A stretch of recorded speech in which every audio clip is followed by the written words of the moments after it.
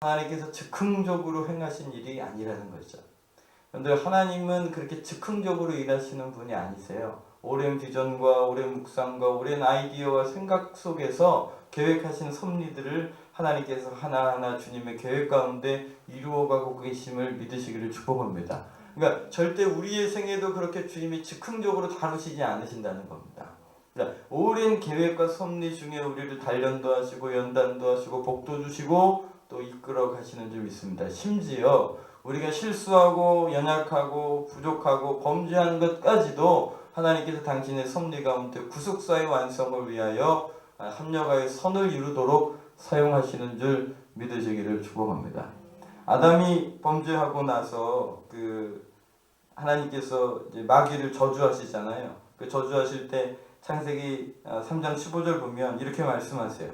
내가 너로 여자와 원수가 되게 하고 내 후손도 여자의 후손과 원수가 되게 하리니 여자의 후손은 내 머리를 상하게 할 것이요 너는 그 발꿈치를 상하게 할 것이다. 이렇게 예언을 하십니다. 그러니까 이걸 신학에서는 원시복음이라고 해요. 여자의 후손이 마귀의 머리를 상하게 하는 것. 그러니까 예수 그리스도의 이 땅에 오심을 이미 창세기 3장에서부터 말씀하신 거죠.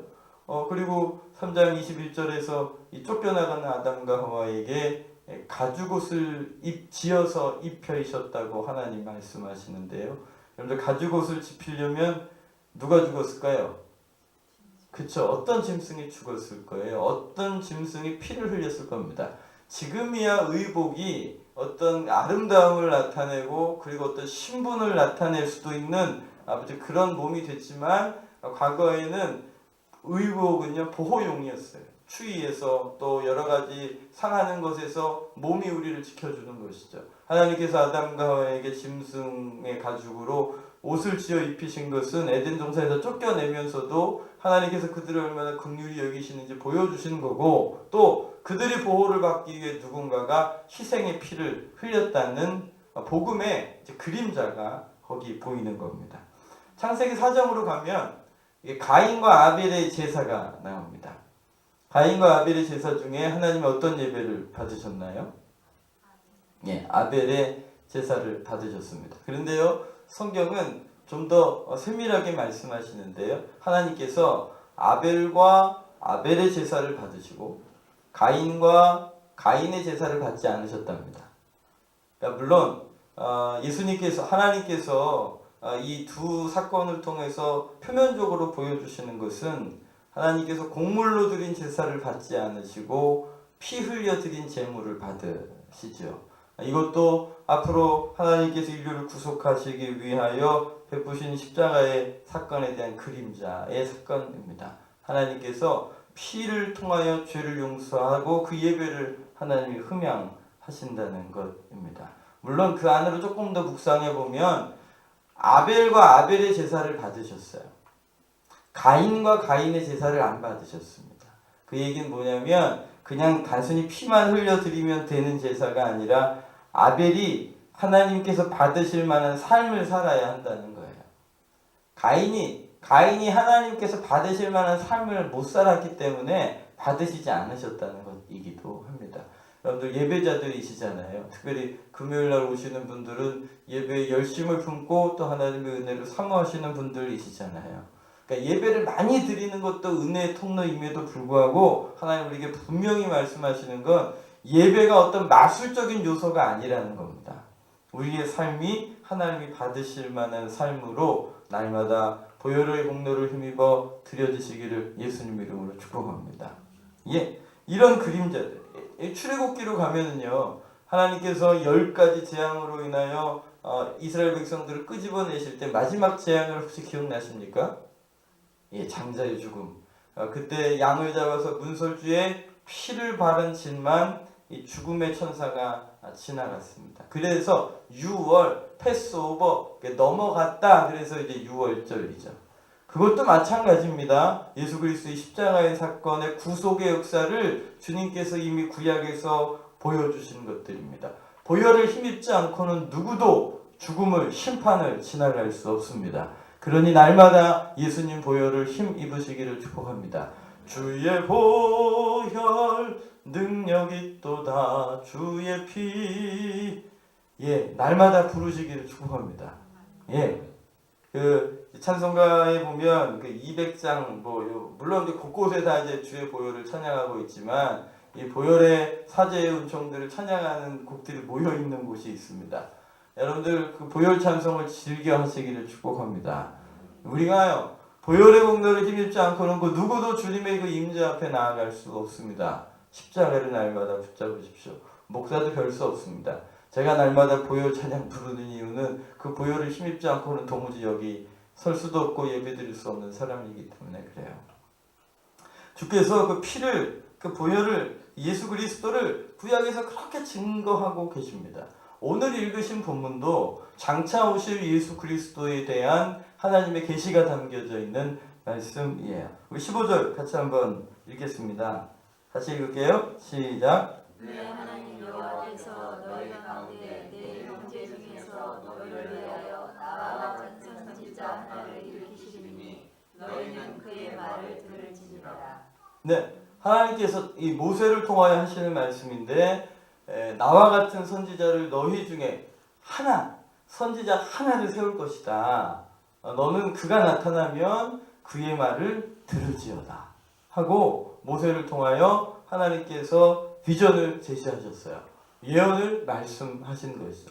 그래서 이스라엘 사람들은요 이 본문 말씀 때문에 메시아를 기다렸습니다. 여러분들 기름을, 그리스도라는 말은 기름 부음을 입은 자라는 뜻입니다. 구약에 보면 이 기름을 붓는 대상자들이 있는데요.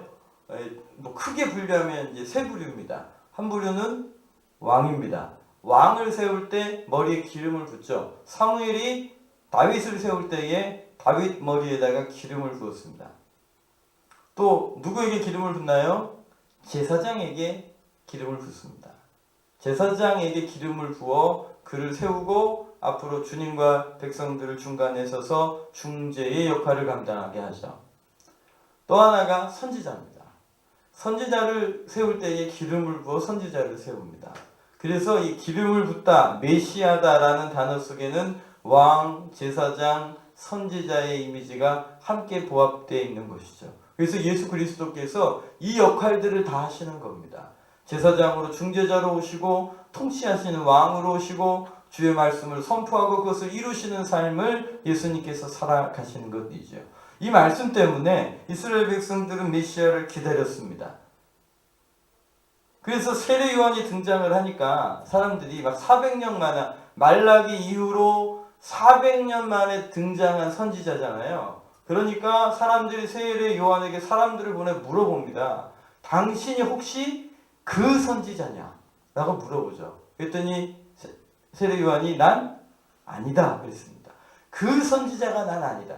그 선지자라는 말 안에는 네가 메시아냐? 그 소리입니다. 모세가 예언한 그 선지자냐? 그러니까 난 아니다. 나는 그분을 증거하는 소리일 뿐이다. 라고 고백하죠.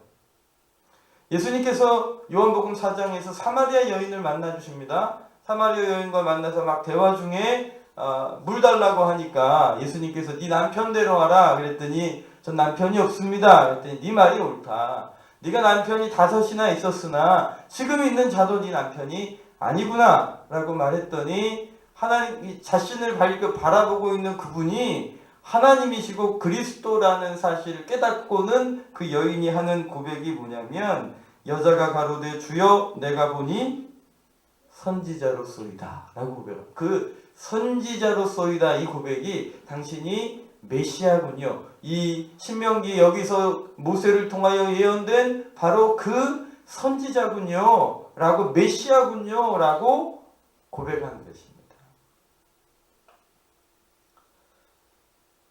그런데 오늘 모세를 통하여 하나님께서 특별히 이 예언을 주신 하나님께서 이렇게 예언을 해주실 수밖에 없으셨던 배경이 있습니다.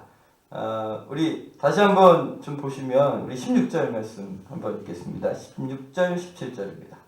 이것이 곧 내가 총회의 날에 호렙산에서 내 하나님 여호와께 구한 것이라. 곧 내가 말하기를 내가 다시는 내 하나님 여호와의 음성을 듣지 않게 하시고 다시는 이 큰 불을 보지 않게 하소서. 두렵건대 내가 죽을까 하나이다 하매 여호와께서 내게 이르시되 그들의 말이 옳도다. 그러니까 총회의 날에 호렙산에서 이스라엘 백성들이 스스로 하나님의 음성을 듣지 않겠습니다.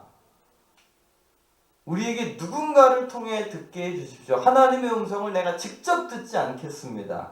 무서워서 안 되겠습니다. 죽을까 두렵습니다. 그래서 중재자를 하나 세워주십시오 라고 백성들이 요구했기 때문에 하나님께서 이 선지자를 세우십니다. 18장으로 다시 돌아올 거니까요, 거기다가 뭐 하나 껴놓으시고 신명기 5장으로 한번 가보시죠. 신명기 5장입니다. 하나님께서 십계명을 주시기 위해 호렙산에 시내산에 임재하셨던 그때 사건을 회상하며 다시 한번 고백하고 있는데요. 신명기 5장입니다. 23절부터 제가 읽겠습니다. 산이 불에 타며 캄캄한 가운데에서 나오는 그 소리를 너희가 듣고 너희 지파의 두령과 장로들이 내게 나와 말하되 우리 하나님 여호와께서 그 영광의 위엄을 우리에게 보이심에 불 가운데서 나오는 음성을 우리가 들었고 하나님이 사람과 말씀하시되 그 사람이 생존하는 것을 오늘날 우리가 보았나이다. 이제 우리가 죽을 까닭이 무엇입니까? 이 불이 우리를 삼킬 것이요 우리가 우리 하나님 여호와의 음성을 다시 들으면 죽을 것이라. 무릇 육신을 가진 자가 우리처럼 사시는 하나님의 음성을 불 가운데서 바람을 듣고 생존하는 자가 누구니까? 우리 27절 같이 한번 28절 읽겠습니다. 당신은 가까이 나아가 우리 하나님 여호와의 하시는 말씀을 다 듣고 우리 하나님 여호와의 당신에게 이르시는 것을 우리에게 전하소서. 우리가 듣고 행하겠나이다 하였느니라. 여호와께서 너희에게 내게 말할 때에 너희의 말하는 소리를 들으신지라. 여호와께서 내게 이르시되 이 백성이 내게 말하는 그 말소리를 내가 들은즉 그 말이 옳도다. 다만 그들이 항상 이 같은 마음을 품어 나를 경외하며 나의 모든 명령을 지켜서 그들과 그 자손이 영원히 복받기를 원하노라. 이게 그 배경이 되는 이야기의 내용입니다. 하나님께서 이스라엘 백성들에게 십계명을 주시기 전에 호렙산에 친히 임재하셨습니다. 그래서 모든 백성들이 다 그분의 임재의 영광을 보았습니다. 그리고 모든 백성들이 다 모세에게 들려주시는 그 음성을 들었습니다. 모두가요. 모든 백성이 다요. 근데 그때 이 백성들이 그 음성 듣기를 두려워했습니다. 그것도 맞지요. 죄 있는 백성들이 하나님의 영광을 보면 즉사하는 것이 맞습니다. 그 영광의 두려움을 경험한 것이죠. 그러니 그 두려움 때문에 하나님 음성을 직접 듣기를 거부했습니다. 근데 하나님 편에서도 보시기에 옳으신 것이 지금 이스라엘 백성 상태에서 하나님의 영광을 직접 경험하면 죽는 게 당연하거든요. 그러니까 하나님께서 이스라엘 백성들의 안전을 위해서 그래 그럼 그 말이 옳으니 내가 선지자를 세워 그와 함께 말하고 그들이 너희에게 전달해주는 그 말을 너희가 잘 들어야 한다 라고 말씀하시고 주님께서 임재의 강도를 확 줄여주십니다. 그래서 모든 백성에게 들리던 음성이 들리지 않게 된 거예요. 그리고 오직 한 사람에게 그것이 전달되고 모세가 중간에서 그 말씀을 백성에게 전달하는 역할을 감당하게 된 것입니다.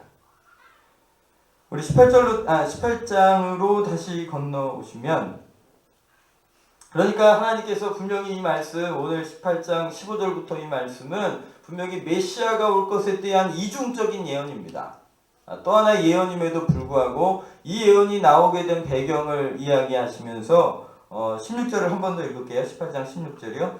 이것이 곧 내가 총회의 날 호렙산에서 내 하나님 여호와께 구한 것이라. 곧 내가 말하기를 내가 다시는 내 하나님 여호와의 음성을 듣지 않게 하시고. 여기가 굉장히 좀 아쉽습니다. 분명히 말씀드렸습니다. 이 본문은 예수 그리스도께서 이 땅에 오셔서 우리에게 생명을 주실 구속의 메시아로 오실 것에 대한 예언이 묻어있는 귀한 본문인 게 맞습니다. 맞는데요. 이 예언이 나오게 된 배경이 조금 아쉽습니다.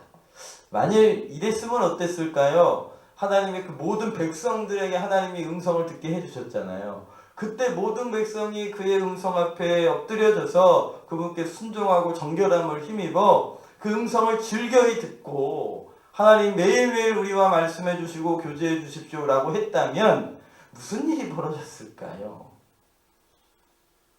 그러면 놀라운 일들이 일어나지 않을까요? 단순히 주님께서 눈에 보이는 사인으로서 불기둥과 구름기둥을 보여주셨잖아요. 불기둥이 이렇게 쑥 올라가면 떠나는 거고 불기둥이 내려와 앉으면 머무는 거예요. 아주 단순한 사인이에요. 그걸로 하나님이 우리와 함께하고 계시는구나를 확인했을 뿐이에요. 이스라엘 백성들은요, 하나님을 친근하게 만나지 못했어요. 오직 하나님과 친근하게 만나서 대화했던 사람은 누구예요? 모세밖에 없었어요. 여호수아조차도 모세가 딱 들어가면 그냥 바깥에서 이렇게 지키고 있다가 그분의 임재가 너무 사모돼서 모세는 집에 갔는데도 그 자리를 못 떠나고 이렇게 그 자리에서 잠들곤 했지만 하나님이 여호수아랑 얘기하셨던 건 아니라는 거죠. 그런 아쉬움이 확 남습니다. 만약에 이스라엘 백성이 이런 선택을 하지 않고 좀 더 믿음을 발휘해서 하나님의 그 영광 앞에 두려운 사람이 아니라 하나님의 긍휼히 여기심을 힘입어 그 영광의 음성 앞에 설 수 있게 도와주십시오라고 고백했다면 무슨 일이 벌어질까 하는 생각들을 하게 된 것이죠. 여러분 사모가 안 되시나요?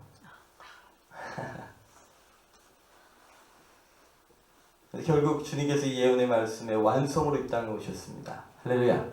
예수 그리스도께서 우리 죄를 위하여 십자가를 지셨습니다. 여러분들 그 제사 제도를 보면 이제 번제단 앞에 오면 제물된 이 양, 소가 앞으로 오지 않습니까? 그러면 제주가 제사장 앞에서 그 제물된 양 위에 머리에 손을 얹고 내 죄를 자백함으로 내 죄를 그 양에게 전가시킵니다. 맞죠? 예수님께서 이 땅에 세상 죄를 지고 가는 어린 양으로 오셨습니다. 그러니까 우리가 예수님 믿습니다 라는 믿음의 고백의 또 다른 측면은 이것인데요. 우리에게 있는 죄를 예수님께 전가시키는 겁니다. 예수님, 저의 죄가 이것입니다. 그런데 이 죄를 가져가 주십시오 하고 예수님께 내 죄를 인정하고 맡기는 게 믿음입니다. 그렇게 내 죄를 전가시키자. 죄송한데 이거 황공스러운 일이잖아요. 마치 세례 요한이 예수님께 세례를 줬던 그 마음이어야 합니다. 여러분, 황공에서 아마 돌아가시려고 했을 거예요. 세례 요한이. 아니, 내가 어찌하여 당신께 세례를 받아야 하는데 내가 당신에게 어떻게 세례를 줍니까? 이러셨잖아요. 근데 우리 그런 마음으로 회개해야 됩니다. 우리 늘 회개할 때마다 죄송합니다만 표현이 좀 이상할지 모르지만 어린 양 되신 예수님의 머리에 손을 얹는 것입니다. 여러분. 손을 얹어서 좋은 것 전가시키는 게 아니라 우리의 죄를 전가시키는 거예요. 근데 그거 얼마나 황공스러운 일이십니까? 죄를 즐겨하시면 안 됩니다. 우리가 물론 회개할 때마다 놀라운 은혜가 있습니다만 우리가 죄를 회개할 때마다 날마다 예수님 머리에다가 이 건방지게 손을 얹고 주여 그리고 내 죄를 전가시키는 거라니까요. 그러나 이미 예수님께서 2000년 전에 그 모든 일들을 이루어내신 줄 믿으시기를 축복합니다. 그리고 친히 예수님께서 우리 죄를 거부하지 않으십니다. 도리어 우리가 우리 죄를 자백하고 우리의 죄와 우리의 병든 것과 우리 연약한 것을 주님께 맡기는 것을 기뻐하십니다. 예수님께서 그것을 위해 오셨으니까요. 할렐루야. 그래서 심령이 가난한 자가 복이 있다는 거예요.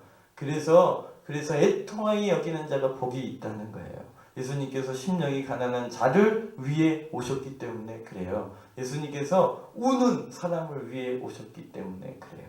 오셔서 그들을 고쳐주시고 위로해 주시기 위해 오셨기 때문에 도리어 우리의 짐을 예수님께 맡기는 것을 즐거워하십니다. 예수님께 맡겨서 날마다 회복과 부흥을 경험하시기를 주의 이름으로 축복합니다. 그러니까 예수님께 어떤 짐도 괜찮아요. 어떤 병도 괜찮아요. 어떤 죄도 괜찮아요. 죄송하지만 목사에게 얘기할 수 없는 여러분들의 죄가 있을 거예요. 괜찮아요. 저한테 말 안 하셔도 돼요. 근데 예수님께는 맡기세요. 예수님께 맡기세요. 누구에게도 말 못할 그 일은 이미 주님 알고 계시니까 맡기세요. 그분께 의탁하세요. 주님, 이거 제가 죄를 지었지만 저의 것이 아닙니다. 긍휼히 여겨주십시오. 그분께 맡기십시오. 그분의 골고다 언덕 아래 묻으십시오. 예수님께서 십자가를 지심으로 자유케 하시고 승리하신 줄 믿으시기를 축복합니다. 예, 주께서 우리를 구원해 주셨습니다. 구원해 주신 걸로 딱 끝내시지 않고 어떻게 하셨어요? 우리 안에 내주하시기로 결정하셨죠. 그래서 영접하는 자가 그 이름을 믿는 자들에게 하나님의 자녀가 되는 권세를 주셨고 친히 우리 안에 들어오셔서 우리를 성령의 전으로 세우신 겁니다. 그러니까 여러분, 그러니까 지성소 안에 있었던 하나님의 임재가 지금 어디에 있는 거예요? 지금 우리 안에 있는 거예요. 이스라엘 백성들 중에 지성소 안으로 들어갈 수 있는 유일한 인물은 모세 하나였다고요. 이스라엘 백성들 가운데 하나님과 친밀하게 교제할 수 있는 사람은 모세 하나였습니다. 맞지요? 하나님의 그 영광이 오죽 두려웠으면 백성들이 다 거부를 했겠어요. 그 음성 듣지 않게 해주세요 라고 일부러 막았다니까요. 두려워서. 근데요, 우리가 예수 그리스도를 구주로 고백함으로 인하여 그 모세 한 사람 경험할 수 있던 그 임재를 친히 주의 이름을 부르는 모든 백성들이 누리게 된 것입니다. 할렐루야. 그 임재가 내 안에 계시다고요. 그 지성소에 그 모세 한 사람 들어갔었던 그 임재가 오늘 여기 계신 여러분 그리고 예수 그리스도의 이름을 부르는 모든 백성들의 심령 가운데 그분의 임재가 친히 함께 하고 계신 줄 믿으시기를 바랍니다. 아멘. 수진이와 하나님이 함께 계십니다. 아멘. 할렐루야. 좋죠? 좋아해야 돼요. 우리 수진이가 한테 무슨 은혜가 있는지 궁금해요. 네. 나중에 한번 얘기해 줘야 될 것 같아. 하나님의 은혜가 우리 가운데 있습니다. 이건 놀라운 일입니다. 이스라엘도 남자만 60만 중에 유일한 사람이었던 모세. 그런데 그 일이 지금 우리 안에 있다는 사실을 믿으시기를 축복합니다. 자, 그러면 내 안에 계시니까 이스라엘 사람들이 거부했던 그 하나님의 음성을 들을 수 있는 거예요. 하나님과 친밀한 교제가 가능한 거예요. 여러분들은 하나님의 음성을 어떻게 듣고 계십니까? 듣고 계시나요? 하나님의 인도하심을 듣고 계시나요? 누리고 계시나요? 여러분들 신앙생활은 종교생활이 아니에요. 교회 다니는 것, 주일날 예배 드리는 것, 뭐 수요일날 금요일날 나와 예배 드리는 것, 와서 찬양하고 또 말씀 듣고 기도하는 것, 이 신앙생활이 아니에요. 신앙생활은 관계예요. 하나님과 나와의 관계예요. 우리 주 예수 그리스도와의 관계, 관계란 말은 그분과 교제하는 거예요. 우리 목사님들이 예배 끝날 때 축도하잖아요. 축도할 때 우리 주 예수 그리스도의 은혜와 하늘아버지의 사랑하심과 마지막에 뭐라 그럽니까? 성령 하나님의 뭐 길게 하잖아요. 은혜와 뭐와 그런데 성경은 딱 한마디입니다. 성령 하나님의 교통하심.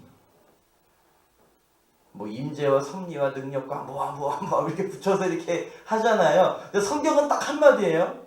성령 하나님의 교통하심. 너희와 항상 함께 있을지어다. 그러니까 성령의 교통하심을 하나님과의 그 친밀함을 예배 때마다 선포하는 거예요.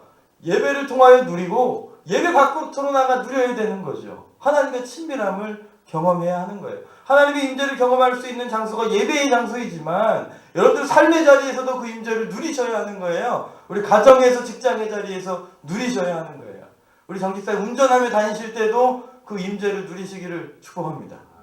할렐루야.